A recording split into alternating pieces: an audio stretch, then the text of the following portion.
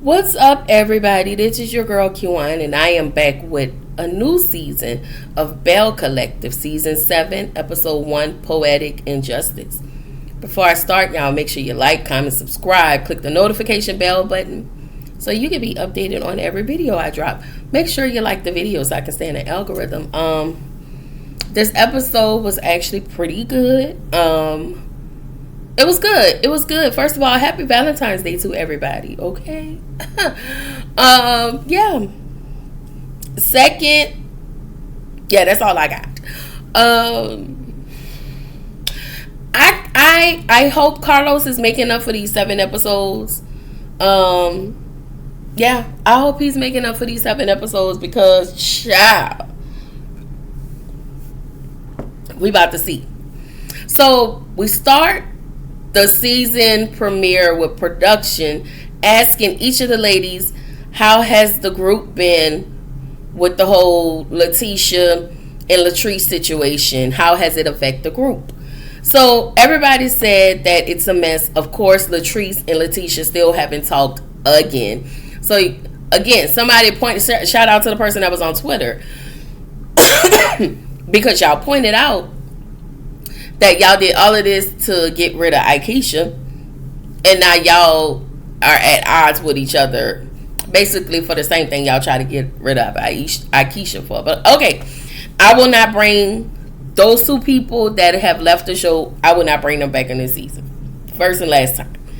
Anyway, can I just say, Latrice's confessional look ate down. Like, her confessional look was top tier. Okay? Okay. Anyway, the episode starts with Letitia. She is shooting a pilot for her new talk show called The Letitia Pearson Show. She's trying to be the next Oprah, or at least Oprah's niece. Okay? As she was doing it, I do feel like she needs to work on her stage presence. She kept looking down at the cards, and I do kind of know, you know, how they feel. This is my first time. You know, it's your first time doing something, and so you get nervous. So her first guest was Letitia Scott. And I just want to say, y'all, you interviewed a lady. Both of y'all have raggedy ass husbands. But whatever. And y'all both need to leave these niggas. But hey, if y'all like it, I love it. So I'm looking at Letitia's lace front in her confessional, and I was like, no, that's not it. You know, listen, I'm not a hair guru, but come on, you've been on this show way too long. So I hate that because I don't know how Letitia, she was doing good. Like, she was, you know, I guess doing a whole lot better. It seems as though mentally, not this short season that we got, but prior, she was doing a little better. I just don't understand, how did you regress from being, I guess, a quote unquote boss to being back codependent on Glenn? Like, I don't understand what happened. But I will say this, in that confessional, Letitia is carrying that stress all over her face. I don't mean no harm, and I don't mean no shade. But when you're going through, I'm talking about the weight. You can see the weight, the heaviness. You can see it behind her eyes. I just don't know what it would take for her to actually truly walk away from Glendale. You know. So we get to Marie and Zuri. So Marie forgave Cedric punk ass, and she was honest with Zuri about how Cedric had been moving. Cedric still had been playing around with that ex-girlfriend of his in that sleigh bed, okay? And he was playing in Marie's face. I told y'all that lady loved her husband, but nobody ain't want to believe me. Marie loved her husband. So I just got a question for Marie. Girl, why did you break up with that good white man who had that shmoney to go play over here with Cedric? Like, you could have kept whatever that man named Mike, I forgot his name, but you could have kept him. And you let that girl, But Cedric, we was rooting for you, Cedric. We all was rooting for you. Okay, we was rooting for you, and we was rooting for you with that twin size sleigh bed and them white sheets. Cedric, we had high hopes. We had high hopes. Okay, Zuri says Cedric is selfish as fuck. Y'all, she didn't curse, but I'm adding that, and he was. Okay, so I just feel like, did you use for Cedric? Did you use Marie because you wanted that piece of salon and that dilapidated trap house on TV? Like, was you using her so you can be seen a little bit? Because I don't like it. I don't like it. You know, everybody say the storyline was fake. I can only go by what the people give and the energy they exude on the television screen. And the energy exuded. I really love my lavender ex-husband or whatever. And that's what he gave. Okay? So, girl, Carrie, Matt, and all of that damn blush Carrie had on her face. Girl, I was like, Carrie, girl, like...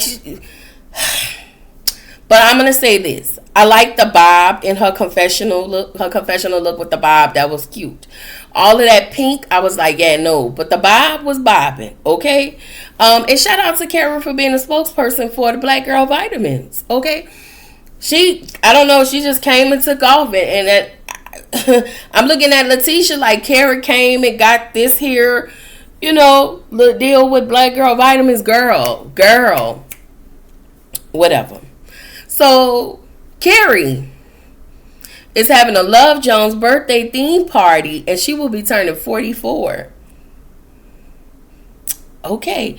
Love Jones was some sort of it's my favorite movie, but yeah, I guess, girl.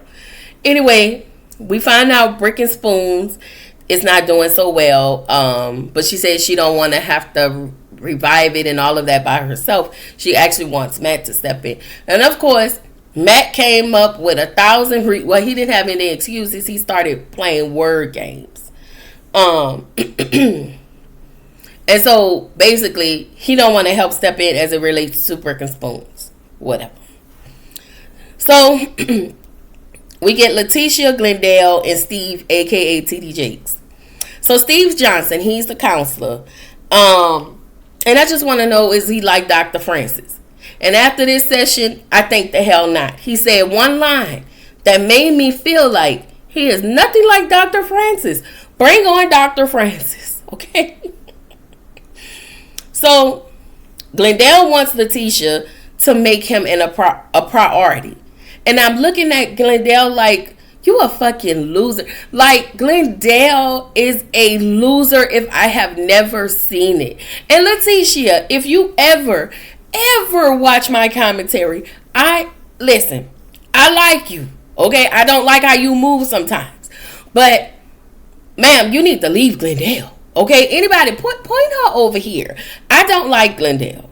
And I don't like that you have to give up. Glendale is the type of man that wants a woman to give up all of her autonomy because he feels lowly about himself.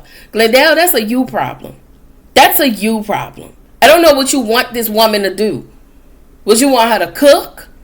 You want her to clean? She cooked, she cleaned, she slept with you, she did all of the things for you, and you still cheated on her. You still had an almost oops baby. Okay, you still had women, you were still responding to women who were climbing in your DMs. So, if she don't want to make you a priority, I don't begrudge her. But what I find ironic is that you understand the type of man that Glendale is, how he's always shown himself, and yet you are not disgusted with him. Ugh. Glendale will get the fuck all the way out of my face. Okay? He would. I'm sorry. Anyway, Glendale, rusty, dusty, crusty, musty ass, he told Steve right now his life is all or nothing. And he's giving it his all. And then Miss Independence show back up. I said, Ma'am, this man don't want you to succeed. He don't like you. I know you see, like, okay, sometimes you have to step away from a situation and kind of reassess. Shout out to my uncle. Okay, if you was on our live last night, to quote what my cousin, my uncle told my cousin, that's okay, baby. We all been stupid. Shout out to you, Courtney, because I know you gonna watch this. So Steve was like, hold up, swole up. When you say Miss Independent showed up, do you not want your wife to be dependent on you, but yet still be an independent lady? Glendale asks, how do you do that? When I tell you, niggas like Glendale will tire you out until you give into submission. And I think that's what he's been trying to do with Letitia. He sees her, and he see her trying to grow, but he's gonna continue to pull her back. And I think that's why she haven't reached her full potential. Y'all, I'm gonna stand on the hill for that. This woman haven't reached her full potential because she's so busy running around behind fucking Glendale. Okay? Sorry to be cursing, but Glendale pissed me the hell off this episode. Okay? So, Letitia says sometimes with Glendale, loving herself makes him feel like she's loving him less. She said she wanted to establish herself, get her opportunities, and that's where she's at right now. She wants it to be about her. It is tiring to be with somebody and you make everything about them and it feel like it's still not enough. Please go directly to hell. Okay? So Glendale said there is no in between. He absolutely is showing this woman, no. You, when I tell you I was so fully disgusted with Glendale, especially when he said there was no in between. Like, I really don't give a damn what you want because you're not making life about me. Glendale has to be the most stupid, Glendale is the most stupid, selfish motherfucker I have ever seen on my screen. No, I have not. Because have you met Martell? Hello. So Mr. Steve asks Glendale, so you don't think she can love herself, be self-sufficient, and love you? Glendale said, I gotta see.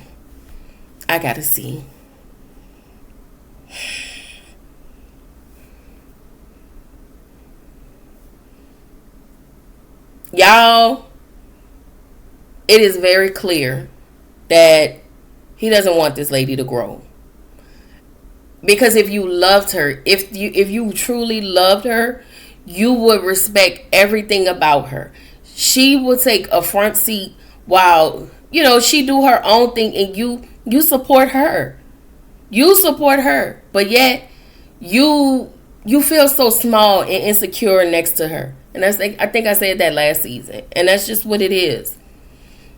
So Steve was like, they're going to be at a standstill until they both decide what they want.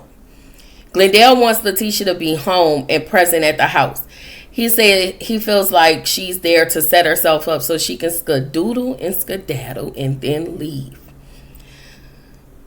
Glendale, if you don't skadoodle or skedaddle the fuck out of our face because you've been skadoodling and you've been skedaddling with women in your DMs and almost again had a oopsie baby, okay? And then you allegedly smashed the homegirl, Hey Amanda. So Glendale, please, with the skadoodle and the skedaddling. And you can skadoodle and skedaddle your way to hell, okay? Glendale is a moron. I'm sorry, y'all. I do not mean to be so hard on Glendale, but the fact that you're so hard on this woman and you don't want her to grow, and I need you to make this make sense for me. I need this to make sense for me. I do not like men who want to stand in the middle of a woman, and it sometimes it's one thing you can say. Like, you can be like, you don't need to do this. And because And because people love you, and because a woman loves you, and they do feel like what you say is important, certain negativities and certain things you say can stunt a person's growth. Y'all, I don't like it. I don't like it. Again, as I said last season, and I'm going to say this season, if this is for a storyline, then shame on the both of them. And if you don't have nothing to give Letitia, then just be a friend of. But of course, she want to be the head bitch in charge, and that's clearly, ma'am, you're not. But anyway, Glendale is a selfish mofo, and I ain't never seen it. Oh yeah, I'm sorry, I did. I said Martell. He doesn't want her to grow. He acts like, he sat there. There was this moment where Glendale literally sat there and pouted like a petulant man-child. And Letitia was like, listen, I got to get ready to leave because I got to go pick up Joshua. Okay? And he just sat there. It was a still scene where he sat there with his lips poked out because he's not getting what he wants and he's not having his way. And I would like to think that Glendale is a man that hasn't found his way in life. He hasn't done things that he wants to do. And it's almost like he's lashing out on her because she's trying to figure her shit out. And he doesn't want that. As long as he's in charge and have his shit figured out, nothing else matters. But because he's not in that space, he want to sabotage this lady over here. And I know people don't like Letitia, but if y'all can just kind of separate, and just stand back and just look at it for what it is. It's crazy to me, but I also have to side eye Letitia, man, because the fact that you still stay, that says a lot about you and your self-esteem. So Steve said he still see a strong couple.